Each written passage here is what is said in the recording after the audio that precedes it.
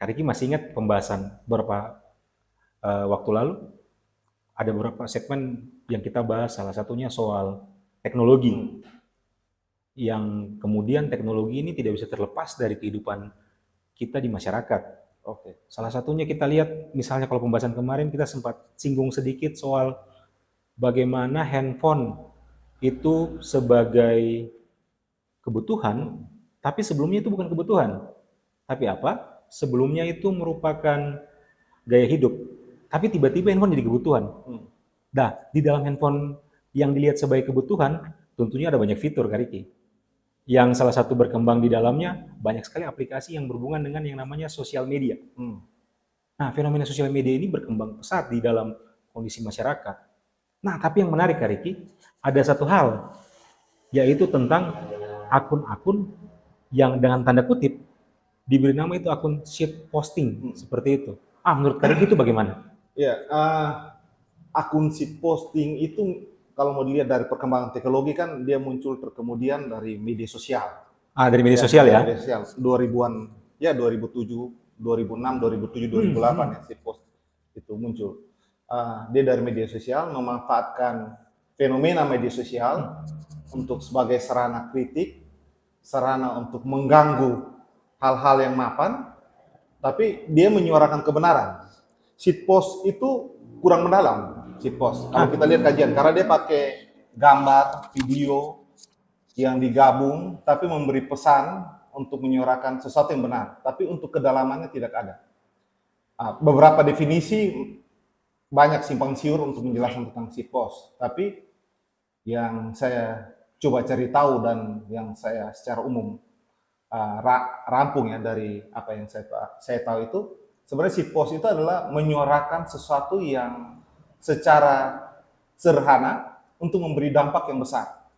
Mengapa? Karena shit post itu kan hanya satu kalimat, gambar yang sederhana, tapi memberikan pesan atau menggelitik pikiran orang yang membaca atau menonton konten shit post itu. Jadi shit post itu dia bagian dari media sosial, tapi dia menyuarakan kebenaran dengan usaha yang minimalis tadi. Gitu. Berarti main praktek-praktek simbol ya? Kalau kita Ya, lihat ya, dia mainkan. ada penanda, ada petanda ya? Betul. Dia mainkan praktek-praktek itu yang digabung-gabung. Banyak sekali shit post. Ada beberapa shit post yang selalu menggunakan gambar SpongeBob. Ya, kan? Jadi yang familiar di dalam masyarakat ya? Iya, karena quote-quote di SpongeBob itu kebanyakan quote-quote yang post-truth ya. Oke. Nah, post-truth yang menggambarkan realitas, tapi kalau kita lihat kata SpongeBob atau Patrick dalam film SpongeBob itu memiliki makna yang dalam. Tapi itu kan film anak-anak. Jadi dia kritik sesuatu benar, tapi kebenaran itu masyarakat yang sudah mapan, yang sudah baku ini tidak terbiasa dengan kebenaran itu. Maka si post hadir untuk menyatakan yang benar dengan cara yang lucu, menghibur dan yang lain. Tapi di balik masyarakat, Kak Riki, kalau kita perhatikan, ternyata masyarakat yang luas ini ada segmennya di dalam konteks penikmat sipot itu. Misalnya kajian ilmiah yang dikembangkan dalam bentuk artikel, sasarannya kemudian banyak dilihat, oh ternyata ini berhubungan yang namanya Gen Z. Nah, itu kira-kira bagaimana sebenarnya Gen Z hubungannya? Apakah kemudian kalau Kak Riki tadi cerita tentang SpongeBob itu, karena kan jangan-jangan Gen Z ini tumbuh dekat dengan anime semacam itu, kartun semacam itu, sehingga membantu visualisasi mereka. Iya. Ada menarik satu posting yang memang agak lucu ya. Kemarin di salah satu sheet post yang saya lihat, dia screenshot satu percakapan tentang sebenarnya agama masyarakat Indonesia dulu itu apa ya. Lalu dikatakan masyarakat Indonesia dulu beragamanya animisme dan dinamisme. Lalu, apa tuh animisme dan dinamisme?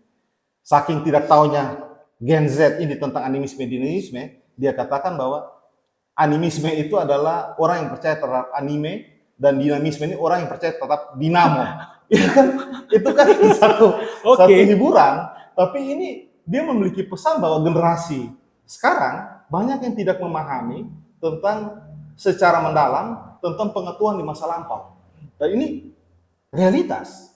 Tapi ini kan bukan soal salah benar ya. Bukan masalah salah Cuman benar. kan kemudian kok bisa ada fenomena semacam ini. Nah, Nah, itu yang dikatakan sebagai seed post. Ya, sebenarnya kalau kita katakan apa itu hoax, tidak, realitasnya ada kan? Ya tadi, masa dinamisme dikonotasikan dengan dinamo, animisme dikonotasikan dengan anime. Tapi itu kan ekspresi mereka sebenarnya, Kari. Ekspresi memberikan pesan sesuatu, meskipun yang menilai pesan sebagai penanda-petanda tadi kan tergantung apa yang ada di belakang kita atau pengalaman apa yang di belakang kita untuk mengenai hal itu. Dan bukan masalah benar salah di situ kan? Iya, itu kembali lagi ke Tidak situ. masalah benar salah. Iya. Hanya si pos ingin mengungkapkan bahwa ini realitas masyarakat. Kadang-kadang tidak tahu, tapi berusaha berekspresi. Dan kebanyakan di si pos itu lebih condong ke ekspresi. Gitu. Lebih condong ke ekspresi ketimbang kedalaman dari realitas yang mereka amati. Maka saya baca beberapa jurnal dan beberapa riset mengatakan si pos itu dia berbeda dengan media massa. Kalau media massa ada unsur kedalaman, tapi si pos tidak ada unsur kedalaman. Si pos adalah ekspresi yang ditampakkan pada saat melihat realitas yang kita tangkap lewat indera. Meskipun dulu media massa berkembang itu belum terlalu banyak ya seed post itu. Betul, Kari, ya? nggak ada. Jadi kalau mau dibilang seed post berada di dalam masyarakat, dia membuat masyarakat mudah untuk mau menangkap fenomena, lalu dibuang ke media sosial, tapi di sisi lain tidak ada unsur kedalaman terhadap realitas itu. Jadi kurangnya seed post hanya pada kedalaman dibandingkan dengan media massa. Oh, oke. Tapi realitasnya tetap ada. Ya, realitasnya tetap ada. Karena dia relate juga salah satunya dengan kondisi kehidupan di mana akun seed post itu berada kira-kira ya. Betul. Meskipun kita lihat kan sekarang sudah banyak sekali akun seed post yang ada. Yang dalam arti kita bisa melihat secara umum di semua tempat. Ada yang juga membicarakan soal masalah tentang selebritas, tapi juga banyak sekali menyebar sampai di mana-mana. Ya, dan banyak masyarakat itu lebih senang dengan seed post. Oh ya, karena dia sifatnya kalau di berita straight news ya, dia langsung dan setiap individu bisa posting berdasarkan realitas yang mereka lihat, lalu realitas itu mereka tangkap lewat indera, sensoriknya kirim pesan, lalu kira-kira kita bisa mengkreasikan dengan ide apa, lalu kita posting. Nah, dan ciri teknologi zaman sekarang kan begitu, membuat semua orang bisa menjadi produsen berita. Jadi semua orang bisa menangkap realitas, dia create di dalam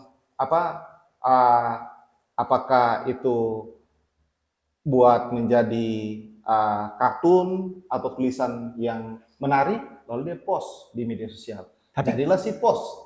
Iya, Gitu. tapi hasil pengamatan saya melihat seed post ini, Kak Riki, itu kebanyakan memang dia viral pada masanya. Dia punya waktu saja seperti itu ya. Iya. Tapi tiba-tiba kok dia hilang dan itu dilupakan. Kelihatannya seperti itu ya. Konten dalam seed post itu. Dalam seed post itu. Ya, karena dia tadi saya bilang dia lebih kalau kita ke jurnalis, dia lebih kepada sebuah peristiwa yang langsung straight news ya kalau jurnalis. Iya. Jadi mau dibilang panjang untuk didalami nggak mungkin. Karena dia hanya kalau satu kalimat pendek. Itu. Lebih banyak menggunakan gambar, warna atau komik-komik yang lucu. Itu seed post. Tapi apakah di dalam ada pesan? Ada pesan dari produsen seed post itu. Iya. Ada pesan. Berarti ada sesuatu yang mau disampaikan gitu ya kepada yang membaca yang atau melihat visualisasi dari gambar itu. Dan itu ciri dari perkembangan teknologi sekarang. Rogers mengatakan bahwa ada 3 ya. Orang menggunakan teknologi untuk berinteraksi dengan orang lain dalam teknologi komunikasi ya. Yang kedua, orang menggunakan teknologi untuk menjadikannya produsen informasi. Informasi. Jadi selama ini orang yang punya informasi itu hanya kaum jurnalis. Kali ini karena saya punya tadi ya gadget di tangan, saya pun bisa memproduksi informasi. Si post. Lalu yang ketiga, saya bisa mengupload informasi ini kapan saja. Jadi dengan demikian, dengan keberadaan teknologi, sangat mungkin seed post itu bertumbuh sangat masif. Dan banyak orang bisa membuat seed post. Oh, banyak orang bisa membuat seed post? Bisa. Karena yang penting kreativitas dan kemampuan menangkap fenomena. Tapi Dan kadang-kadang memposting. budaya media kan juga tampil di situ ya. Misalnya kayak begini Kak Riki. Kadang-kadang kalau kita lihat post atau lihat akun apapun ya, kadang-kadang kita sebagai pelaku seperti itu ya. Tapi kadang-kadang kita sebagai korban karena mungkin postingannya tidak sesuai dengan apa yang kita harapkan gitu ya. Korban itu adalah ketika nama saya ada di Ada dalam di konten. situ bisa jadi, Betul. atau kemudian identitas saya terlibat di situ Ya. bisa jadi ya. Tapi kadang-kadang kesemuanya itu kita bisa jadi penikmat juga. Dari kesemuanya itu kita bisa jadi penikmat. Bahwa kita menikmati itu dan kita menganggap itu bahwa sebuah realitas baru dan kita berada di situ. Ya. Seperti itu.